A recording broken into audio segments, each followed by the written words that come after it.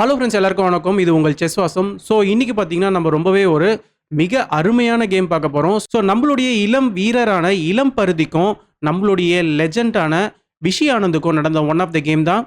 So இது பார்த்தீங்கன்னா 15+10 ஃபார்மெட்டில் விளையாடப்பட்ட game. So இளம் பருதி பார்த்தீங்கன்னா ஒயிட் பீசஸ் வந்து ஹேண்டில் பண்ணிட்டு இருக்காரு. கேம்குள்ளே போயிடலாம் இமீடியட்டாக. இளம் பருதி பார்த்தீங்கன்னா E4 வந்து ஸ்டார்ட் பண்ணுறாரு. ஸோ விஷி வந்து E5 வந்து ரெஸ்பாண்ட் பண்ணுறாரு. இப்போ நைட் F3, நைட் C6, இப்போ bishop C4. So Italian game. இந்த இடத்துல இப்போ பிஷப் C5 வந்து விஷி ஆனந்த் ப்ளே பண்ணுறாரு. இப்போ வந்து C3 வந்து புஷ் பண்ணுறாரு இளம் பருதி. ஸோ இந்த இடத்துல எல்லாருமே வந்து சென்டர் பானை வந்து புஷ் பண்ணுறதுக்கு ப்ரிப்பேர் பண்ணுவாங்க. இப்போ நைட் F6. ஸோ இந்த இடத்துல சென்டர் பானை வந்து புஷ் பண்ணுறாரு இளம் பருதி. இப்போ வந்து பான்டெக்ஸ் பானை இந்த இடத்துல இளம் பருதி என்ன பண்ணுறாருன்னா அவருடைய இந்த பி பானை புஷ் பண்ணி இந்த பிஷப்பை வந்து கிக் பண்ணுறாரு. இந்த இடத்துல இப்போ பிஷப் B6 வந்து விஷி ஆனந்த் ப்ளே பண்ணுறாரு. ஸோ பிஷப் B6க்கு அப்புறமா இப்போ ஃபர்தராக இந்த ஒரு நைட்டை அட்டாக் பண்ணுறாரு இளம் பருதி. ஸோ அவருடைய பான்ஸ் எல்லாம் பார்த்தீங்கன்னா முடிஞ்ச வரைக்கும் ஃபார்வர்டில் புஷ் பண்ணுறாரு. இந்த இடத்துல விஷி ஆனந்த் என்ன பண்ணுறாருன்னா அவருடைய டீப்பானை புஷ் பண்ணி இந்த பிஷப்பை கவுண்டர் அட்டாக் பண்ணுறாரு. ஸோ இப்போ ரெண்டு பேருமே என்ன பண்ணிக்கிறாங்கன்னா பீசஸை வந்து எக்ஸ்சேஞ்ச் பண்ணிக்கிறாங்க. ஸோ ஃபஸ்ட்டு என்ன நடக்குதுன்னா இந்த இடத்துல பான்டெக்ஸ் நைட்டு. ஸோ விஷி ஆனந்தும் பதிலுக்கு ஒரு பீஸை வந்து கேப்சர் பண்ணிடுறாரு பான்டெக்ஸ் பிஷப். இந்த இடத்துல இப்போ நீங்கள் நல்லா பார்த்தீங்கன்னா இந்த G7 பானையும் பார்த்தீங்கன்னா இந்த பான் வந்து அட்டாக் பண்ணிட்டு இருக்கு. இப்போ இளம் பருதி கிட்ட தான் பார்த்தீங்கன்னா மூவ் இருக்குது. ஸோ அவர் டெம்போவை எப்படி கெயின் பண்ணுறாருன்னு பாருங்கள். இப்போ குயின் மூலிமா ஒரு செக் தராரு. பிஷப்பை வச்சு பிளாக் பண்ணுறாரு விஷி ஆனந்த். இந்த இடத்துல இப்போ சிம்பிளாக இந்த பானை புஷ் பண்ணி இந்த நைட்டை திரும்ப அட்டாக் பண்ணுறாரு. இப்போ இந்த இடத்துல விஷி ஆனந்த் என்ன பண்ணிடுறாருன்னா நைட் A5 வந்து ப்ளே பண்ணுறாரு. ஸோ இந்த நைட் பார்த்தீங்கன்னா இந்த கார்னரில் இருக்கிறாரு. நல்லா பார்த்துக்கோங்க. ஸோ இந்த நைட்டு கொஞ்சம் சிரமமாக தான் இருக்கும். இந்த இடத்துல இப்போ வந்து FTX G7 ஃபைனலாக ப்ளே பண்ணுறாரு இந்த ரூக்குக்கு அட்டாக்கு. ஸோ நம்ம வந்து ரூக் G8 தான் ப்ளே பண்ண முடியும். ஸோ ரூக் G8க்கு அப்புறமா இந்த இடத்துல இப்போ சிம்பிளாக பான்டெக்ஸ் பான். So centre பானையும் எடுத்துக்கிறாரு. சிடெக்ஸ் D4க்கு அப்புறமா ரூக் டெக்ஸ் பானை. ஆக்சுவலாக விஷி ஆனந்த் வந்து இந்த ஒரு பானை இப்போ எடுக்கணும்னு அவசியம் இல்லை. ஏன்னா அவர் வந்து குயின் D7 அப்படி இல்லைனா குயின் F6 ப்ளே பண்ணியிருக்கலாம். ஸோ நீங்கள் குயின் D7 ப்ளே பண்ணுறீங்கன்னு வச்சுக்கோங்களேன். இப்போ வந்து ஒயிட் சப்போஸ் இந்த நைட்டை வந்து டெவலப் பண்ணி ஆகணும். இந்த நைட்டை டெவலப் பண்ணுறாருன்னா இந்த இடத்துல பிளாக் வந்து கம்ஃபர்டபுளாக கேசல் பண்ணிக்கலாம். ஓகேங்களா? ஸோ அதனால தான் பார்த்தீங்கன்னா இந்த ஒரு பர்டிகுலர் பொசிஷனில் நீங்கள் குயினை வெக்கேட் பண்ணிங்கன்னா ஒன்று F6 அப்படி இல்லைனா இந்த D7 ஸ்கொயரில் வெக்கேட் பண்ணிங்கன்னா பிளாக்கால் கேசல் பண்ண முடிஞ்சிருக்கும். பட் விஷி ஆனந்த் இந்த இடத்துல வந்து இந்த G7 பானை வந்து டேக் பண்ணிட்டாரு. ஸோ இந்த இடத்துல இப்போ இந்த G7 பானை டேக் பண்ணதுனால இந்த நைட் வந்து டெவலப் ஆகும். இப்போயும் பிளாக் வந்து இந்த ஒரு பானை டேக் பண்ணுறாங்கன்னு வச்சுக்கோங்களேன். இந்த இடத்துல சிம்பிளாக கிங் F1 இந்த ரூக்கு அட்டாக்கு நீங்கள் ரூக்கை வந்து பேக்வேர்டில் போட்டு தான் ஆகணும். இப்போ நம்ம இந்த ஒரு பானை புஷ் பண்ணலாம். இப்போ இந்த பிஷப்க்கு பாருங்கள் அட்டாக்கு. ஸோ இந்த பிஷப்பை காப்பாற்றுறது கஷ்டம். ஆக்சுவலாக இந்த இடத்துல வந்து விஷி ஆனந்த் இந்த ஒரு G2 பானை வந்து டேக் பண்ணலை. விஷி ஆனந்த் என்ன பண்ணுறாருன்னா சிம்பிளாக இந்த ஒரு சென்டர் பானை டேக் பண்ணிக்கிறார். ஏன்னா இந்த சென்டர் பானை நம்ம புஷ் பண்ணாதான் இந்த பிஷப் வந்து பின்னில் இருப்பார். ஸோ பிளாக்குக்கு இந்த E6ல் இருக்கிற பிஷப் வந்து ரொம்பவே சிரமமாயிடும். அதனால் இந்த ஒரு சென்டர் பானை விஷி ஆனந்த் வந்து இப்போ டேக் பண்ணிக்கிறாரு. ஸோ இந்த இடத்துல இப்போ பிஷப் எடுத்துகிட்டு வந்து இந்த நைட்டை வந்து அப்படியே சேஃப்கார்ட் பண்ணிக்கிறாரு. இப்போ bishop F6. So bishop F6 மூலிமா இந்த குயினுடைய ரேடாரில் இந்த பிஷப் இப்போ வந்துடுறாரு.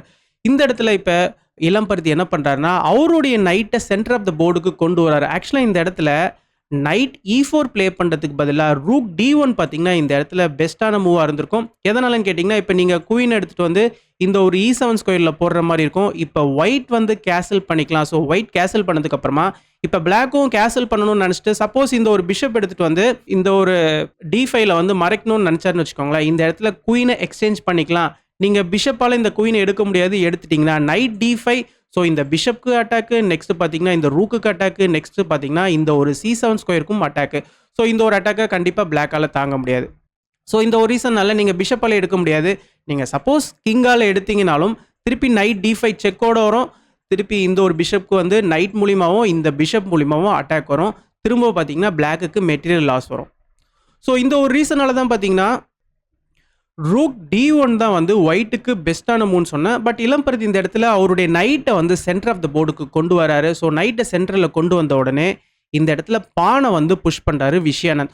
ஸோ இந்த இடத்துல பானை புஷ் பண்ணுறதுல ரெண்டு முக்கியமான சினாரியோ இருக்குது. ஃபஸ்ட்டு நீங்கள் இந்த நைட்டால் டேக் பண்ணுவீங்களா பிஷப்பால் டேக் பண்ணுவீங்களா அப்படின்னு ஒரு கேள்வி இருக்குது. இந்த இடத்துல ஒயிட்டை பொறுத்த வரைக்கும் ஃபஸ்ட்டு நைட்டால் டேக் பண்ணணும். நீங்கள் நைட்டால் டேக் பண்ணிங்கன்னா சப்போஸ் பிளாக் இந்த பிஷப் எடுக்கிறாருன்னு இந்த நைட் எடுக்கிறாருன்னு வச்சுக்கோங்களேன். திருப்பி பிஷப் டெக்ஸ் பிஷப் மூலிமா இந்த பிஷப்பை வச்சு நைட்டுக்கும் அட்டாக்கு ரூக்குக்கும் அட்டாக்கு. இது ஒயிட்டுக்கு தான் பார்த்தீங்கன்னா நல்ல அட்வான்டேஜ். இதே இந்த ஒரு பர்டிகுலர் பொசிஷனில் நீங்கள் ஃபஸ்ட்டு பிஷப்பால் எடுத்தீங்கன்னா திரும்ப இப்போ பிஷப் வந்து எக்ஸ்சேஞ்ச் ஆகுதுன்னா நைட் எக்ஸ் பிஷப். ஸோ இந்த நைட் எதுவுமே பண்ணல பாருங்க. இந்த பிளாக்கோடைய நைட்டும் சரி ரூக்கும் சரி ரொம்ப அழகாக சேஃபாக இருக்கிறாங்க. ஸோ இந்த இடத்துல வந்து இந்த கேம் வந்து இப்போ பிளாக்குக்கு தான் வந்து ஃபேவராக போகும். ஓகேங்களா? ஸோ இப்போ பிளாக் என்ன பண்ணலான்னா அவருடைய குயினை F6ல் போட்டுக்கலாம். ஸோ இதுக்கப்புறமா பார்த்தீங்கன்னா இந்த ஒரு இடத்துல ஒயிட் வந்து கேன்சல் பண்ணி ஆகணும். அப்படி ஒயிட் கேன்சல் பண்ணாருன்னா பிளாக்கும் கேன்சல் பண்ணி அவருடைய கிங்கை வந்து சேவ் பண்ணிக்கலாம். அண்ட் பிளாக் கிட்டே இந்த ஒரு பிஷப்பும் பார்த்தீங்கன்னா நல்லா ஸ்ட்ராங்காக இருக்குது. ஸோ இந்த ஒரு பானையும் நம்ம வந்து பிரேக் பண்ணிக்கலாம். ஸோ இந்த மாதிரி 2 சினாரியோஸ் இருக்குது. நீங்கள் ஒன்று நைட்டால் எடுப்பீங்களா இல்லை பிஷப்பால் எடுப்பீங்களான்னு கேட்டு. பட் இந்த இடத்துல வந்து ரெண்டுமே நடக்கலை. ஸோ இந்த இடத்துல என்ன நடந்துச்சுன்னா சிம்பிளாக ரூக் எடுத்துகிட்டு வந்து இந்த ஒரு குயினை வந்து கிக் பண்ணுறாரு. ஸோ ஆக்சுவலாக இதுதான் இந்த இடத்துல கரெக்டான மூவ். ஓகேங்களா? ஸோ இந்த ஒரு குயினை நம்ம இப்போ கிக் பண்ணி இந்த ஒரு முக்கியமான இந்த D5ல ஒயிட் பிடிச்சாகணும். ஸோ இளம் பருத்தியும் கரெக்டாக அதை தான் பண்ணுறாரு. இப்போ குயின் E7க்கு அப்புறமா இப்போ பிஷப் எடுத்துகிட்டு வந்து A3ல போட்டு குயினை அட்டாக் பண்ணுறாரு. இந்த இடத்துல விஷயானந்த் என்ன பண்ணுறாருன்னா இந்த ஒரு பிஷப்பை வந்து டேக் பண்ணிக்கிறார். ஸோ இது வந்து ஃப்ரீ பீஸான்னு கேட்டிங்கன்னா ஃப்ரீ பீஸ் கிடையாது. ஏன்னா இந்த ஒரு பிஷப்பை ஒயிட் வந்து டேக் பண்ணிக்கலாம். இப்போ செக்கோட வருது. ஸோ இப்போ விஷயானந்தால் கேன்சல் பண்ண முடியாது. பட் விஷயானந்த் வந்து நம்ம சமாளிச்சிக்கலாம்னு சொல்லிட்டு அதையும் இப்போ ப்ளே பண்ணிட்டார். இப்போ செக்கோட வந்ததுனால இப்போ கிங் வந்து F8 வந்துட்டார். இங்கே முக்கியமான நீங்கள் பார்க்க வேண்டியது இந்த டி ரூக் வந்து சூப்பராக இங்கே அலைன் ஆகிட்டு இருக்காரு. அதனால கிங் வந்து இந்த வழியாக தான் வந்தாகணும். ஓகேங்களா? ஸோ இப்போ ஃபைனலாக இளம்பருதி வந்து கேன்சல் பண்ணிக்கிறாரு. அவருடைய கிங்கை வந்து சேஃப்டி பண்ணிக்கிறாரு. இந்த இடத்துல இப்போ குயின் எடுத்துகிட்டு வந்து கரெக்டாக இங்கே கொண்டு வந்துடுற. ஏன்னா குயின் இப்போ இங்கே எதுவுமே பண்ணலை. இப்போ இந்த நைட்டுக்கு அட்டாக்கு. ஸோ இளம்பருதி பார்த்தீங்கன்னா அவருடைய குயினை வச்சு இந்த நைட்டை சேஃப்கார்ட் பண்ணுறாரு. இந்த இடத்துல இப்போ bishop H3. So bishop H3 மூலமா இங்கே ஒரு பெரிய த்ரெட் இருக்கு பாருங்க. இந்த இடத்துல வந்து ஒயிட்டுக்கு கரெக்டான மூவ் என்னன்னு கேட்டிங்கன்னா குயின் டேக்ஸ் C3. ஆக்சுவலாக இது கேமில் வந்து நடக்கலை. இந்த இடத்துல குயின் டேக்ஸ் C3 ப்ளே பண்ணிங்கன்னா ஒயிட்டுக்கு தான் பார்த்தீங்கன்னா ஒரு நல்ல ஃபேவராக இருக்கும். இந்த இடத்துல சப்போஸ் பிளாக் வந்து இப்போ பிஷப் டேக்ஸ் பான் வந்து ப்ளே பண்ணுறாருன்னு வச்சுக்கோங்களேன். நம்ம அழகாக இந்த இடத்துல நைட் எடுத்துகிட்டு வந்து H5ல போட்டுக்கலாம். இப்போ ஃபர்தராக பிளாக் வந்து இந்த ஒரு ரூக்கை டேக் பண்ணி ஒரு ஓப்பன் செக் தராருன்னா நம்ம இந்த இடத்துல குயின் டேக்ஸ் ரூக் நம்ம ப்ளே பண்ணிக்கலாம். இப்போ இந்த கிங்குக்கு செக் வரும். இப்போ கிங்கை வந்து மூவ் பண்ணதுக்கு அப்புறமா குயினை நம்ம இங்கே மூவ் பண்ணிக்கலாம். ஸோ இதுலேருந்து பார்த்தீங்கன்னா மேட் இன் 4. இந்த இடத்துல குயினை வச்சு தான் பிளாக் பிளாக் பண்ணுற மாதிரி இருக்கும். இப்போ திரும்ப நைட் மூலிமா ஒரு செக்கு, திருப்பி கிங் மூவ் ஆனதுக்கப்புறமா திருப்பி ரூக் மூலிமா ஒரு செக்கு. ஸோ இப்போ நம்ம ப்ளே பண்ணுறது எல்லாமே வந்து பிளாக் வந்து ஃபோர்ஸ்ஃபுல்லாக அவருடைய கிங்கை வந்து மூவ் பண்ணி தான் ஆகணும். இப்போ வந்து கிங் E6 திரும்ப பார்த்தீங்கன்னா இந்த நைட் மூலிமா ஒரு செக் வரும். இப்போ திரும்ப கிங் E5. இப்போ திருப்பி இந்த ஒரு ரூக் மூலிமா செக்கு, கிங் F4. இப்போ ரூக் F5 மூலிமா ஒரு சூப்பரான செக்மேட் நம்ம டெலிவர் பண்ணுறோம் ரூக் அண்ட் 2 நைட் காம்பினேஷன் மூலிமா. ஸோ இந்த ஒரு ரீசன்னால நான் ஆல்ரெடி சொன்ன மாதிரி இந்த ஒரு பர்டிகுலர் இடத்துல வந்து குயின் டெக்ஸ் C3 தான் பார்த்தீங்கன்னா பெட்டரான மூவாக இருந்திருக்கும் ஒயிட்டுக்கு. ஸோ நீங்கள் பிஷப் டெக்ஸ் பான் ப்ளே பண்ணால் என்ன ஆகுன்றதை நம்ம பார்த்தோம். இப்போ ரூக் டெக்ஸ் பான் செக் ப்ளே பண்ணாலுமே இது ஒயிட்டுக்கு தான் அட்வான்டேஜ். எப்படின்னு கேட்டிங்கன்னா இப்போ நம்ம வந்து கிங்கை வந்து H1ல போட்டுக்கலாம். ஸோ ஒயிட்டுடைய மெயினான ஐடியா ரூக் G1 ப்ளே பண்ணுறது தான். இப்போ நீங்கள் உங்களுடைய ரூக் எடுத்துகிட்டு வந்து இந்த ஒரு G7 ஸ்கொயரில் போட்டு இந்த ஒரு பானை நீங்கள் வந்து காப்பாற்றணும்னு நினச்சிங்கன்னா இப்போ ரூக் G1 ப்ளே பண்ணிக்கலாம். ஸோ ரூக் G1 மூலிமா எப்படி இருந்தாலும் இந்த ரூக்கை நீங்கள் இப்போ எக்ஸ்சேஞ்ச் பண்ணி தான் ஆகணும். ஓகேங்களா? ஸோ இந்த ரூக்கை நீங்கள் எக்ஸ்சேஞ்ச் பண்ணிங்கன்னா ஃபார் எக்ஸாம்பிள் இப்போ இந்த ரூக் எக்ஸ்சேஞ்ச் ஆகுதுன்னு வச்சுக்கோங்களேன். இந்த இடத்துல இந்த ஒரு ஸ்கொயரில் இந்த நைட் வந்து சூப்பராக கண்ட்ரோல் பண்ணிட்டு இருக்காரு பாருங்க. அண்ட் நெக்ஸ்ட் E8 ஸ்கொயரையும் இந்த நைட் வந்து சூப்பராக கண்ட்ரோல் பண்ணிட்டு இருக்காரு. இந்த நைட்டை குயின் வந்து சூப்பராக சேஃப்கார்ட் பண்ணிட்டு இருக்காரு. அண்ட் அது மட்டும் இல்லை இந்த ஒரு டயக்னலும் பார்த்தீங்கன்னா இந்த குயினுக்கு சூப்பராக இருக்குது. ஸோ ஆளுநலாக பார்த்தீங்கன்னா ஒயிட்டுக்கு தான் வந்து செம ஃபேவராக வந்து முடியும் இந்த ஒரு முக்கியமான பொசிஷனு. பட் இந்த ஒரு ரீசனால தான் ஆளுநலாக குயின் டெக்ஸ் C3 வந்து ஒரு பெஸ்ட்டான மூவாக இருக்கும்னு சொல்லிட்டு ஒயிட்டுக்கு சொல்கிறேன். பட் இந்த இடத்துல இளம்பருதி அதை ப்ளே பண்ணல. இளம்பருதி என்ன பண்ணுறாருன்னா குயின் F4 வந்து ப்ளே பண்ணுறாரு. ஸோ குயின் F4க்கு அப்புறமா பாருங்கள் இந்த ஒரு பர்டிகுலர் பொசிஷனில் இப்போ இளம்பருதி கால்குலேட் பண்ணது என்னென்னா பிஷப் டெக்ஸ் பான் ப்ளே பண்ணால் அவர் சிம்பிளாக நைட் G5 வந்து ப்ளே பண்ணிக்கலாம். ஸோ இப்போ ஃபர்தராக இந்த ஒரு ரூக்கை பிளாக் வந்து எடுக்கிறாருன்னு வச்சுக்கோங்களேன். நம்ம இந்த இடத்துல ரூக் D7 ப்ளே பண்ணிக்கலாம். இந்த இடத்துல பாருங்கள் குயினுக்கு அட்டாக்கு. நெக்ஸ்ட்டு இந்த குயின் பாருங்கள் கிங்கை வந்து பார்த்துட்டு இருக்காரு. ஸோ 2 நைட்டும் பார்த்தீங்கன்னா ஒயிட்டுக்கு ரொம்பவே பவர்ஃபுல்லாக இருக்குது. இப்போ நீங்கள் இந்த குயினை வந்து ஏதாவது ஒரு ஸ்கொயருக்கு போட்டாக வேண்டிய ஒரு கட்டாயம் இருக்குது. அண்ட் நெக்ஸ்ட்டு நம்ம இந்த ஒரு ரூக்கையும் எடுக்கலாம், இந்த ஒரு பானையும் எடுக்கலாம். ஸோ இதுலேருந்து ஏகப்பட்ட அட்டாக் இருக்குது. ஸோ ஈஸியாக ஒயிட் வந்து இந்த கேமை ஃபினிஷ் பண்ணிடலாம். பட் இந்த வேரியேஷன்லாம் எதுக்குள்ள வரும்னு கேட்டிங்கன்னா, இந்த இடத்துல பிஷப் டேக்ஸ் G2 ப்ளே பண்ணாதான். பட் இந்த இடத்துல விஷயானந்த் கரெக்ட்டா கால்குலேட் பண்ணி பிஷப் டேக்ஸ் G2 ப்ளே பண்ணல. அவரு கரெக்ட்டா ரூக் டேக்ஸ் G2 ப்ளே பண்ணியிருக்கிறார். ஸோ ரூக் டேக்ஸ் G2 தான் இந்த இடத்துல கரெக்ட்டான மூவ். இந்த இடத்துல கிங் H1 இப்போ வந்து ப்ளே பண்றாரு இளம்பருதி. ஸோ கிங் H1க்கு அப்புறமா இப்போ திரும்ப ரூக் வந்து G6க்கே வந்துடுறார். ஸோ ரூக் G6க்கு அப்புறமா இப்போ நைட் டேக்ஸ் பான் செக் வருது. இப்போ king G7. So king G7 பார்த்தீங்கன்னா கிங்குக்கு வந்து இது ஒரு கரெக்டான ஸ்கொயரு. இப்போ ரூக் G1. ஸோ இந்த இடத்துல ரூக் எக்ஸ்சேஞ்ச் கேட்குறாரு. இந்த இடத்துல இப்போ கிங் டெக்ஸ் நைட், இந்த ஒரு நைட் வந்து போகுது. ஸோ இந்த ஒரு நைட் வந்து இளம்பருதிக்கு போயிடுச்சு. ஸோ இப்போ விஷயானந்துக்கு வந்து எக்ஸ்ட்ரா ஒரு பீஸ் இருக்குது. பட் இந்த ஒரு பீஸை வந்து நம்ம ரீகெயின் பண்ணிக்கலாம். இப்போ வந்து ஃபஸ்ட்டு ரூக்கை வந்து எக்ஸ்சேஞ்ச் பண்ணுறாரு.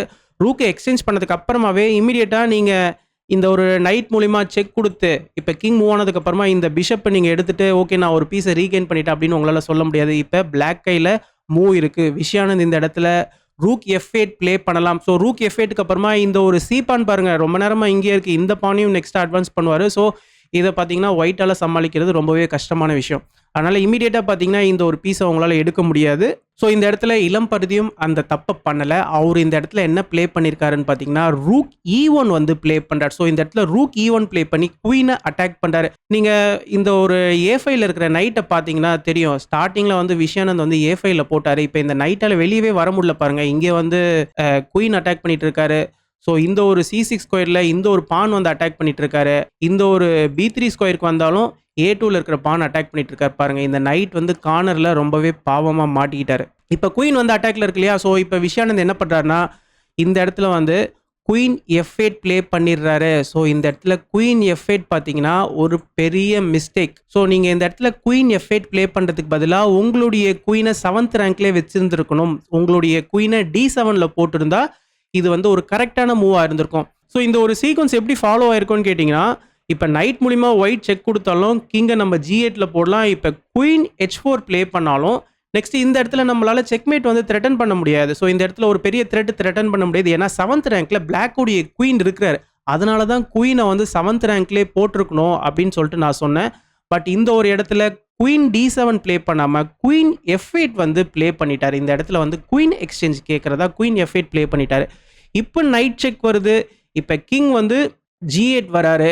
இந்த இடத்துல இப்போ குயின் H4. ஸோ இந்த இடத்துல நம்ம பாருங்கள் இப்போ செக்மேட் வந்து த்ரெட்டன் பண்ணுறோம். ஸோ முன்னாடி 7th ரேங்க்ல இந்த குயின் இருக்கும்போது இதை பற்றின கவலை பிளாக்குக்கு இருந்திருக்காது. பட் இப்போ இந்த செக்மேட்டை பிளாக் தடுத்தே ஆகணும். ஸோ விஷயானந்த் என்ன பண்ணுறாருன்னா அவருடைய குயினை F6ல போடுறாரு. ஸோ F6ல போட்டு இந்த இடத்துல வந்து செக்மேட்டை தடுக்கிறாரு. ஸோ எப்படி தடுக்கிறாருன்னு கேட்டிங்கன்னா இப்போ பிளாக்கால் இங்கே செக்மேட் பண்ண முடியாது. நீங்கள் வந்து இங்கே ஒரு செக் கொடுத்தாலும் இப்போ கிங் மூவ் ஆனதுக்கப்புறமா இப்போ இந்த ஒரு ஸ்கொயரை பார்த்தீங்கன்னா பிளாக்கோடைய குயின் வந்து கண்ட்ரோல் பண்ணிட்டு இருக்காரு. ஸோ அதனால் உங்களால் செக்மேட் பண்ண முடியாது. பட் இந்த இடத்துல ஒரு சூப்பரான சீக்வன்ஸ் இருக்குது இளம்பருதிக்கு. பட் அன்ஃபார்ச்சுனேட்லி இளம்பருதி அதை வந்து பார்க்கல. அவருக்கு டைம் பார்த்தீங்கன்னா இப்போ ரொம்பவே கம்மியாக இருக்குது. ஸோ அவர் வந்து ரெப்பிட்டேட்டிவ் மூவ் பண்ணி ட்ராப் பண்ணிட்டார். இந்த இடத்துல இப்போ குயின் செக் தராரு. இப்போ கிங் மூவ் ஆகுறாரு. ஸோ திரும்ப பார்த்தீங்கன்னா இங்கே ஒரு செக் வருது. கிங் மூவ் ஆகுறாரு. ஸோ திரும்ப செக்கு. ஸோ திரும்ப கிங் மூவ் ஆனதுக்கப்புறமா இது வந்து 3 டைம்ஸ் ரிப்பீட் பண்ணி இந்த பொசிஷனை வந்து ட்ராப் பண்ணிட்டாங்க. பட் ஆக்சுவலாக இதோடைய வின்னிங் சீக்வன்ஸ் எப்படின்னு கேட்டிங்கன்னா நம்ம வந்து இந்த ஒரு பொசிஷனில் வந்ததுக்கப்புறமா இங்கே ஒரு செக் தரணும். இப்போ கிங் மூவ் ஆனதுக்கப்புறமா திரும்ப இங்கே ஒரு செக் தரணும். இப்போ திரும்ப பார்த்தீங்கன்னா கிங் இங்கே தான் வந்தாகணும். இதில் ஒரு பியூட்டி என்னன்னு பார்த்தீங்கன்னா E5க்கு வர முடியாது. இந்த ரூக் சூப்பராக இங்கே வந்து கவர் பண்ணிட்டு இருக்காரு பாருங்க. ஸோ இப்போ நம்ம முக்கியமாக பண்ண வேண்டிய வேலை F4 ப்ளே பண்ணணும். ஸோ F4 தான் பார்த்தீங்கன்னா முக்கியமான கீ மூவ். இந்த இடத்துல இந்த நைட்டை நம்ம சேஃப்கார்ட் பண்ணுறோம். குயின் டெக்ஸ் பான் வந்து ப்ளே பண்ண முடியாது. உங்களால் ப்ளே பண்ணிட்டீங்கன்னா இப்போ ஒரு செக் வரும். கிங் மூவ் ஆனதுக்கப்புறமா இந்த H8 ஸ்கொயர் வேக்கண்ட் ஆயிடுச்சு பாருங்கள். இப்போ குயின் வந்து F6ல இல்லை. இந்த இடத்துல ஒரு சூப்பரான செக்மேட்டில் ஒயிட் வந்து கேமை ஃபினிஷ் பண்ணிடலாம். ஓகேங்களா. ஸோ அதனால் இப்போ பிளாக்கால் இந்த ஒரு பானை வந்து எடுக்க முடியாது. ஓகேங்களா. ஸோ இப்போ பிளாக் வந்து இந்த ஒரு பிஷப் வந்து மூவ் பண்ணுறாருன்னு வச்சுக்கோங்களேன். ஏன்னா இந்த பிஷப் தான் இப்போ அட்டாக்ல இருக்குது. இந்த இடத்துல நம்ம இப்போ ஒரு செக் கொடுக்கலாம். ஸோ செக் கொடுத்ததுக்கப்புறமா இப்போ கிங் திருப்பி இந்த F8 ஸ்கொயருக்கு தான் வந்தாகணும். ஸோ இதில் ரொம்பவே ஒரு அழகான விஷயம் ரூக் வந்து E5ல இருக்கிறதுனால கிங்கை ஃபர்தராக எங்கேயுமே போக விடாமல் நம்ம தடுத்துட்ருக்கோம். இந்த இடத்துல தான் பார்த்தீங்கன்னா நெக்ஸ்ட் நம்ம வந்து குயின் H6 செக் கொடுக்க வேண்டிய அவசியம் கிடையாது. குயின் டெக் C7 வந்து ப்ளே பண்ணிக்கலாம். ஸோ குயின் டெக் C7 மூலிமா பாருங்கள் எவ்வளோ த்ரெட் இருக்குது. நீங்கள் இந்த ஆரோவை பார்த்தீங்கன்னா உங்களுக்கே தெரியும்.